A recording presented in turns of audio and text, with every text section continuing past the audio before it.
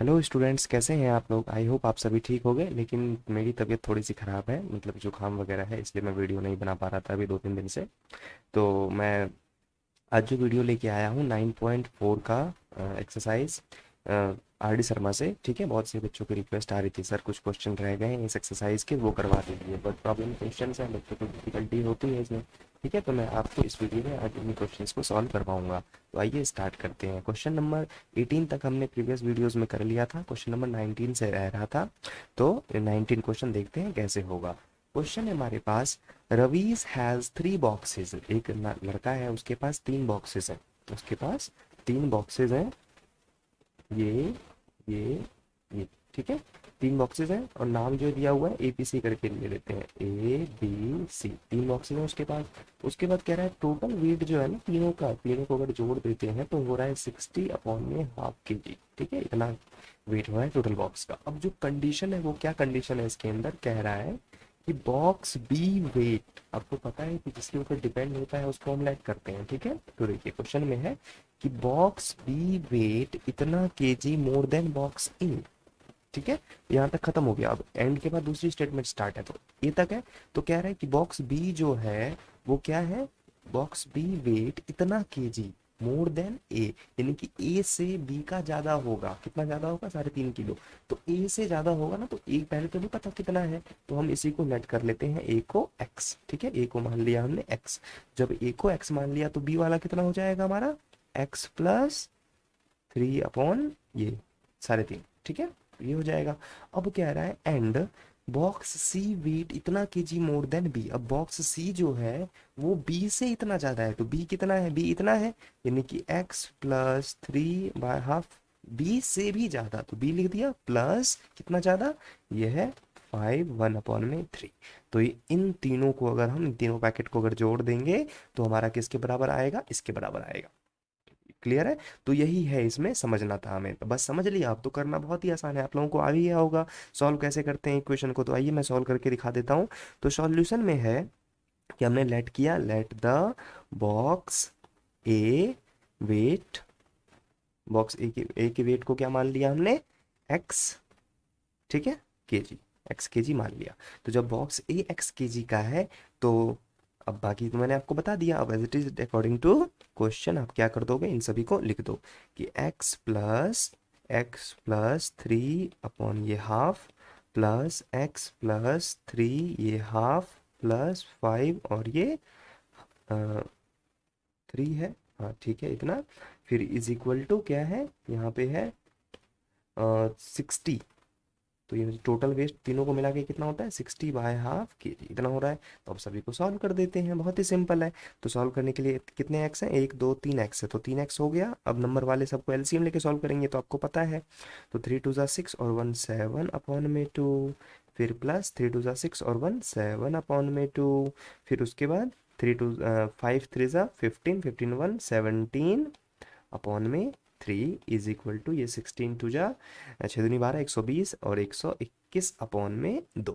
ठीक है, अब इसके नीचे कुछ नहीं है, 1 डाल करके इन सभी का क्या कर लेंगे, हम एलसीएम ले लेंगे। तो एलसीएम लेने के लिए अब यहाँ पर हम 2 3 और 2 का एलसीएम हो जाएगा 3 2 6। ठीक है, तो एलसीएम हो गया इसका, दूसरे पेन से कर देता हूँ, एलसीएम हो गया इसका 6। तो 1 के टेबल में 6 आता है, 6 बार में 6 को इसके ऊपर वाले से मल्टीप्लाई करेंगे, 6 3 18x।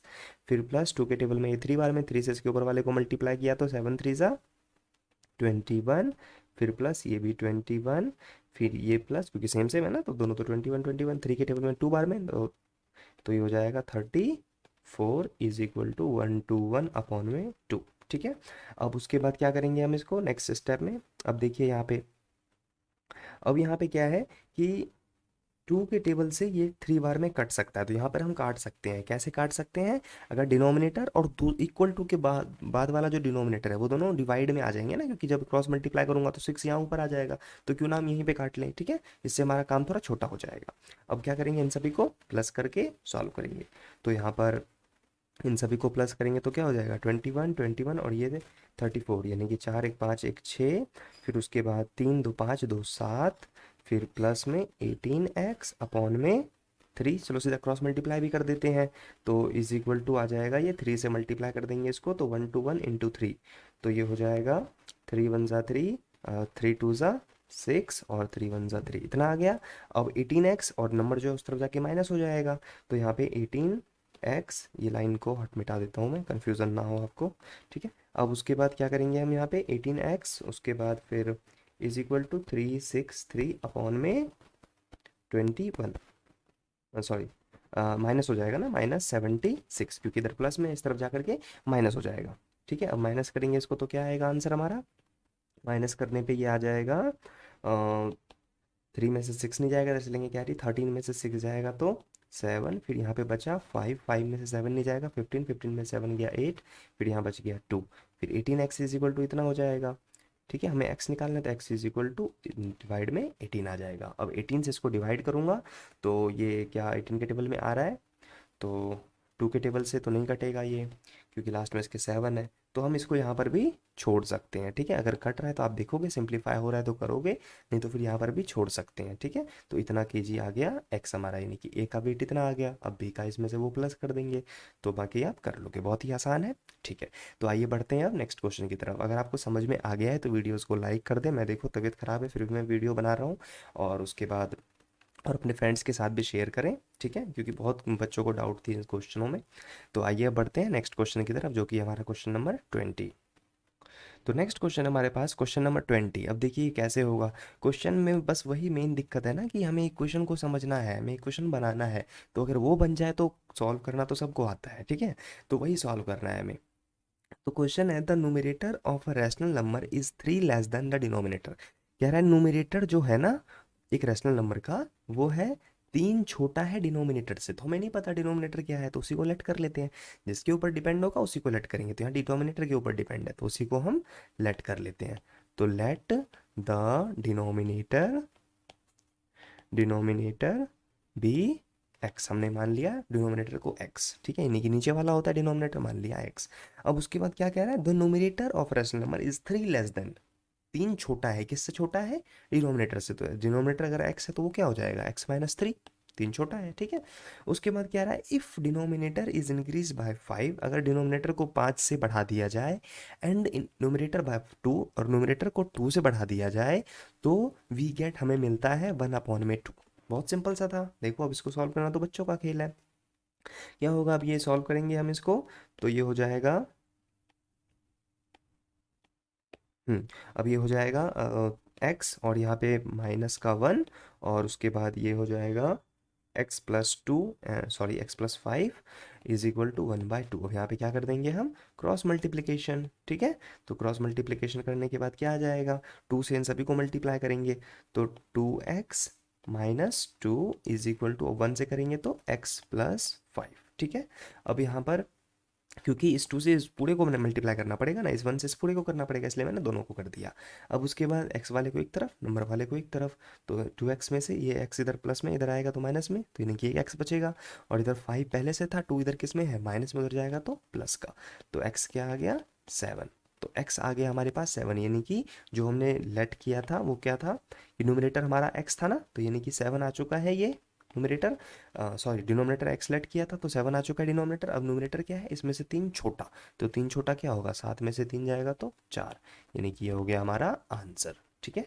तो आई होप आपको समझ में आ गया होगा। आइए बढ़ते हैं नेक्स्ट क्वेश्चन की तरफ। जिसको समझ में नहीं आ रहा है प्लीज़ रिवाइंड करके देखिए, अगर जब भी ना आए तो कमेंट करिए, मैं ट्राई करूँगा उसको वहाँ पे आंसर देने का, ठीक है।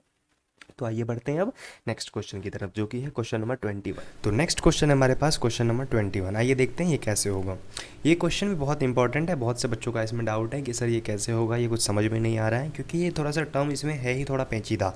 देखो ये क्वेश्चन है तो सिंपल, लेकिन इसका जो स्टेटमेंट है ना वो समझना हमें थोड़ा सा टिपिकल कर सकता है। देखो आपको भी यहाँ पे ध्यान से समझना है कि मैं क्या कहना चाह रहा हूँ, ठीक है। देखो क्या है कि twice the numerator is 2 more than the denominator. कुछ भी पढ़ के समझ में नहीं आया, लेकिन आप इस वर्ड को साइड रख दो, ट्वाइस वर्ड को। तो देखो अब क्या है कि the numerator is 2 more than the denominator. ये यहाँ पे समझ में आ गया कि न्यूमरेटर जो है डिनोमिनेटर से 2 ज़्यादा है, ठीक है। तो हम किसके ऊपर डिपेंड है, डिनोमिनेटर के ऊपर, तो इसको लेट कर लेते हैं। तो लेट द डिनोमिनेटर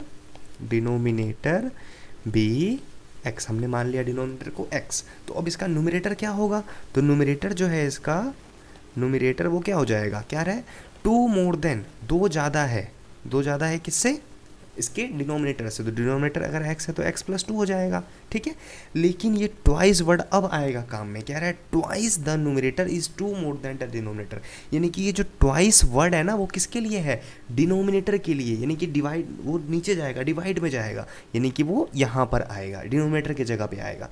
तो ये जो वर्ड है हमारा, ये क्या है, टोटल न्यूमरेटर है एक, ठीक है। जब रैशनल नंबर बनाएंगे तब ये कहाँ चला जाएगा, नीचे चला जाएगा। अभी ये कहाँ पे है, न्यूमरेटर है एक, ठीक है। अब डिनोमिनेटर क्या हो जाएगा इसका, डिनोमिनेटर हो जाएगा हमारा x, ठीक है। जब इन दोनों को साथ में रखेंगे ना फिर ये आ जाएगा नीचे, ठीक है। हमने अभी इसलिए साथ में नहीं रखा है क्योंकि आगे स्टेटमेंट में क्या कह रहा है, कुछ ऐड करना है कुछ माइनस करना है, कुछ भी अभी और फंक्शन हमें करना है इसके साथ। अगर नहीं करना होता तो फिर तो हम डायरेक्ट लिख देते इसको कि x प्लस 2 अपॉन में 2x, ये हो गया न्यूमरेटर, ये हो गया डिनोमिनेटर। लेकिन ये जो 2 है ना वो किसके पक्ष में है, न्यूमरेटर का 2 है, जो कि आएगा डिनोमिनेटर में, क्योंकि जब आप कभी भी नंबर्स को लिखते हो तो ऐसे लिखते हो ना कि जैसे a अपॉन में b, और ये हो गया b मान लो c और d, तो ठीक है। तो ये नहीं कि क्या होता है कि मान लो यहाँ पे एक ही नंबर है, ठीक है, सी नंबर है, तो इसको कहाँ लिखते हो आप, इसके साथ लिखते हो, ठीक है, इसको इसके साथ लिखते हो मल्टीप्लाई में। तो उसी तरह से जो 2 नंबर है वो x के साथ मल्टीप्लाई में चला जाएगा, तो मैंने इसीलिए इसको ऐसे लिखेंगे इसको, ठीक है। लेकिन अभी मैंने इसलिए इसको इकट्ठा नहीं लिखा है क्योंकि अभी इसके साथ हमें और फंक्शन करने बाकी हैं। तो क्या करना है, हमें 3 को ऐड करना है दोनों में। तो देखो न्यूमरेटर ये रहा हमारे पास, x प्लस 2 अपॉन में 2, इसमें हमें 2 को ऐड करना है, उसके बाद डिनोमिनेटर में भी हमें